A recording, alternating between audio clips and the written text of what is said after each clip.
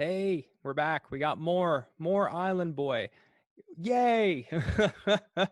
I've been collecting my thoughts and my writing and my musings into a public journal that I've put on the internet on a public journal called Island Boy. It's not a very good diary. I'm letting and encouraging the world to read it.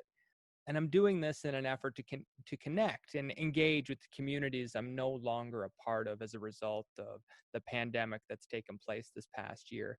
It's made for a very isolating period for a lot of people, self-isolating, distancing are words that have been used quite a lot in 2020, and it does take a toll on an artist's soul. And it's very difficult, especially when the work of a performer or a writer is so dependent on connectivity and engaging. So what do you do when you can't connect like you used to? Well, you adapt. And for me, that meant taking a trip to 2009 and starting a blog, then a trip to 2005 and starting a podcast. So we're time traveling. Hooray! We're doing it together.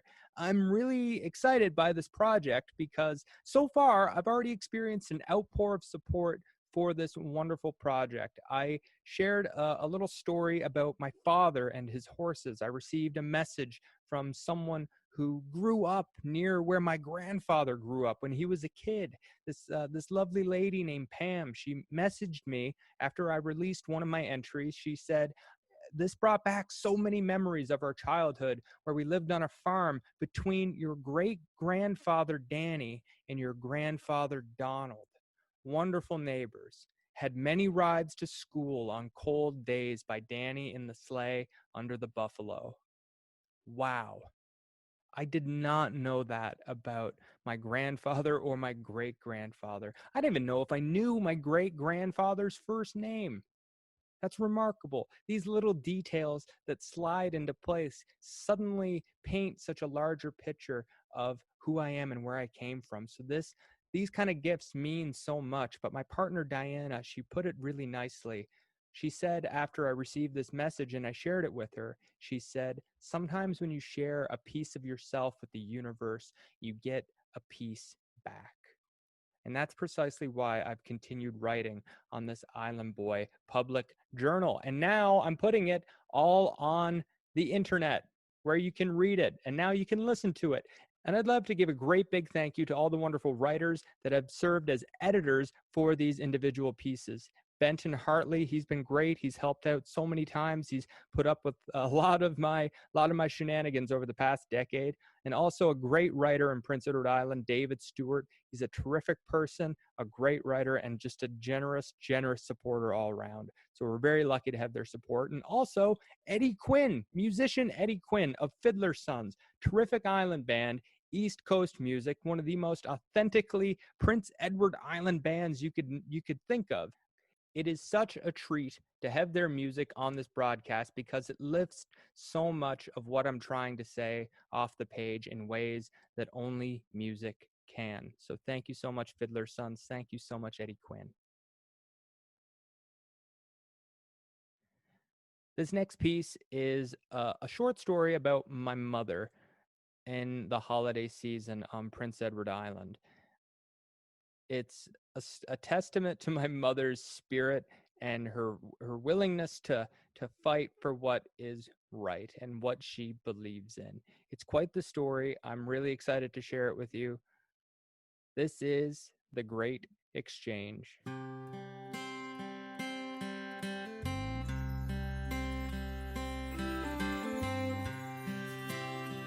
There are many words I'd use to describe my mom, such as provider, caregiver, joker.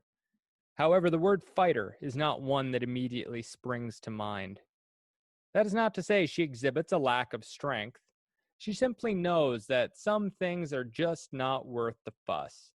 She will sit on a powder keg of frustration or cling to her grenade of anxiety before letting it blow up and, God forbid, ruin someone else's day. Because of my mom, I learned a person's strength is not measured by the fights they win, but by the things they choose to fight for. Every so often, I am treated to a brief glimpse of moments where she chooses to pull the pin and let the fury fly. These moments tend to occur around Christmas time. Grocery shopping with mom around the holidays is a liberating experience. Most times, she will make the trip to Sobeys with the weekly flyer in one hand and the shopping cart in the other. Regardless of whatever might be on the grocery list, she hunts for the flyer goods first. Sometimes she wants items that have been marked on sale or buy one, get one, but her eye goes to the coveted prize, the air miles points. If there is any possible chance of increasing her air miles collection, mom will always take it, even if it means buying things that we don't necessarily need. There are items that have been purchased for the sheer sake of 5 extra air miles and have made their way into the pantry and have still yet to see the light of day. That pantry has become a museum of sorts, exhibiting air miles promises of days past.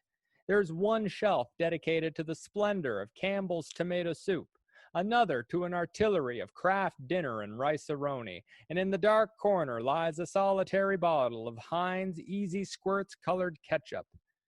Shopping during the holidays is the closest thing to a vacation mom will ever take. Every December, she cashes in her air miles points in exchange for grocery money. The day of the great exchange is not one selected idly. It is premeditated and precise. The date is circled on the calendar months in advance in anticipation of when she will be on the precipice of the highest amount of points she hopes to accumulate for the year.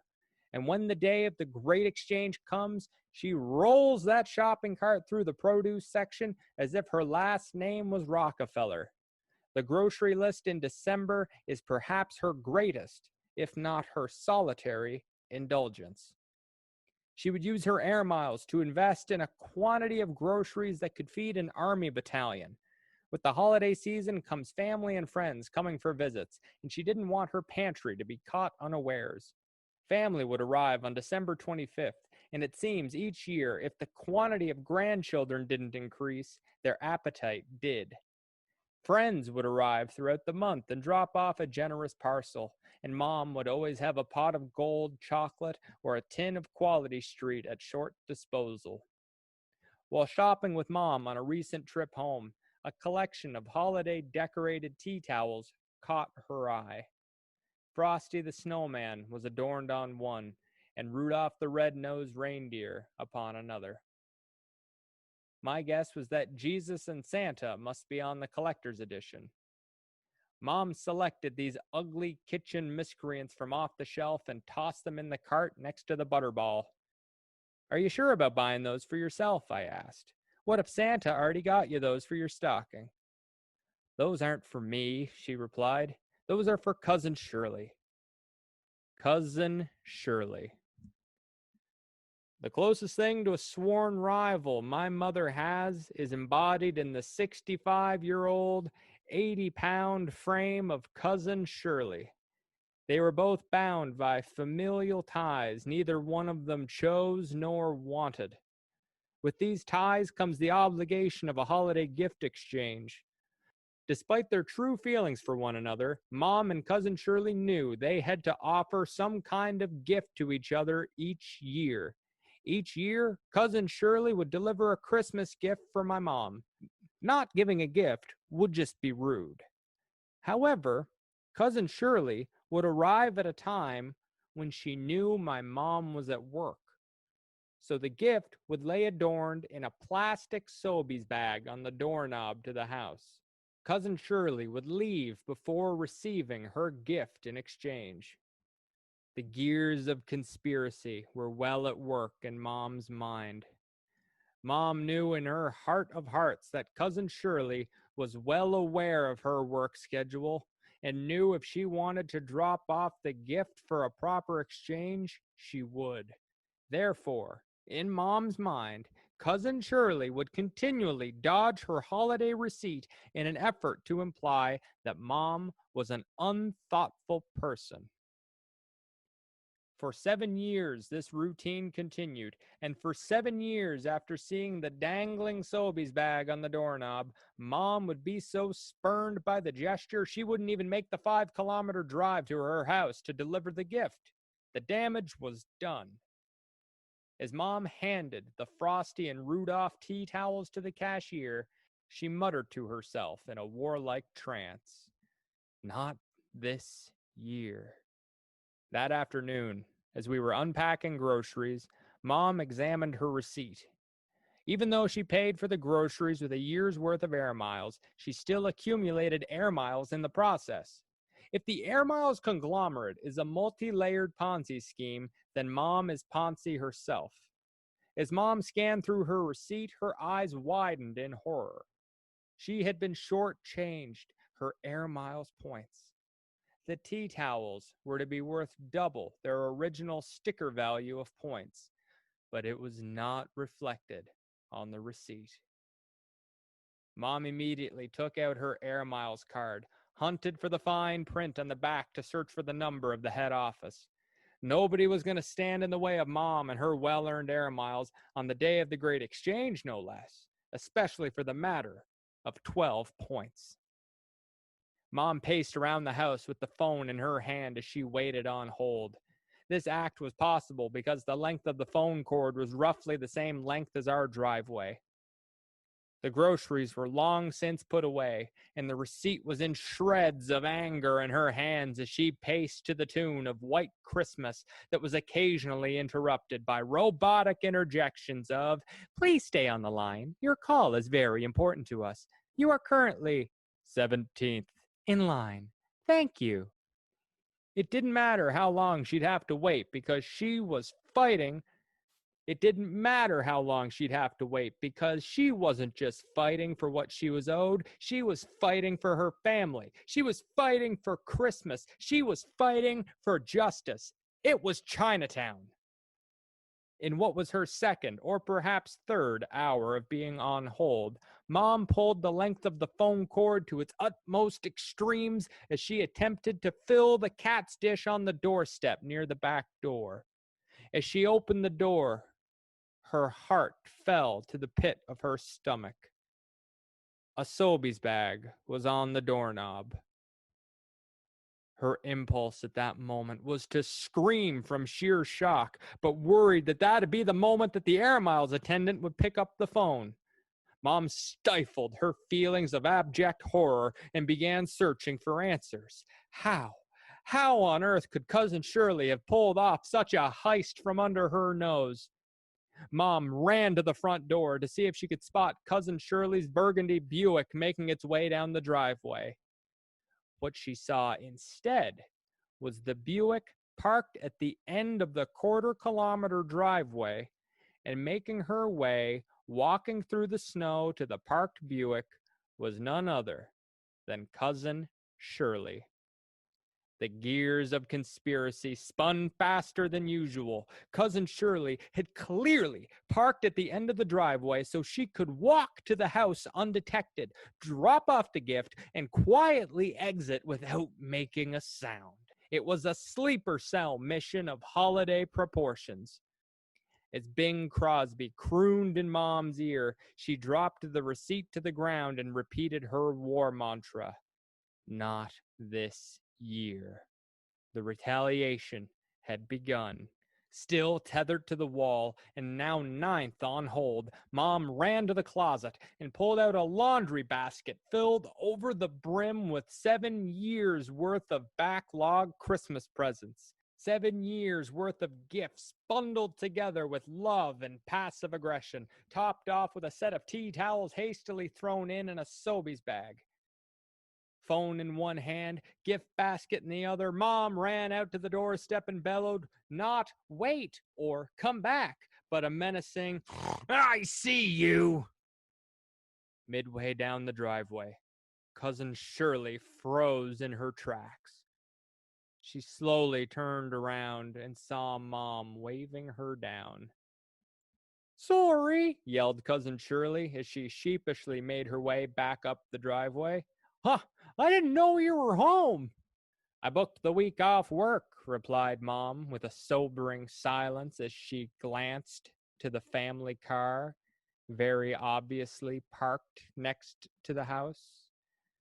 Mom was prepared to lay into 7 years worth of pent up frustration, 7 years of retribution, 7 years of her character drawn into question.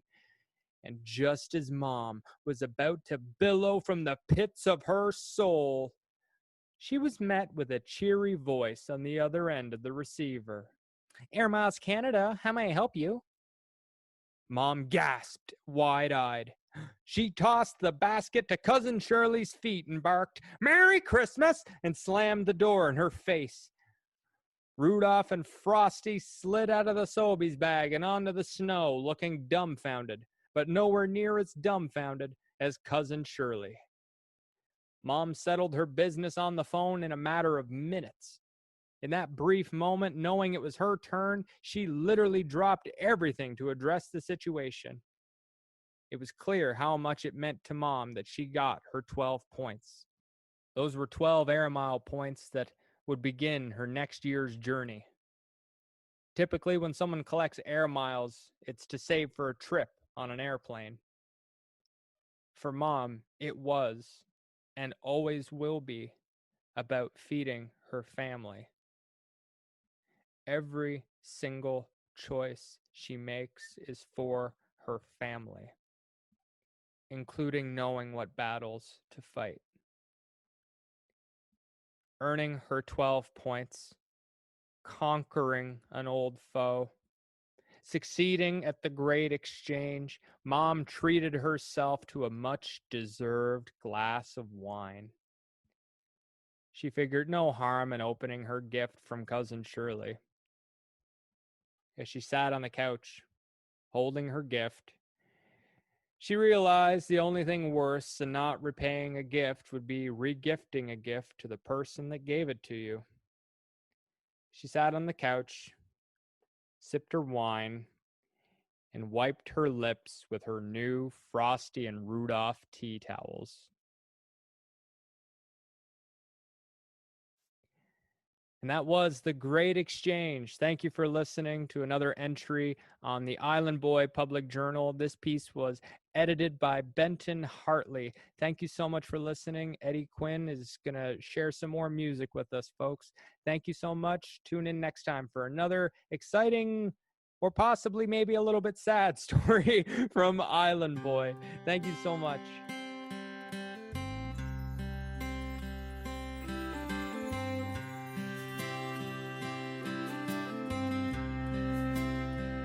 She's what you see, here's what you get. A more kind or gentle soul in the world you've never met. She taught us to play and taught us to share, and raised us up on whole food and a breath of fresh salt air. When times were tight, she got along. Yeah, that's my mom.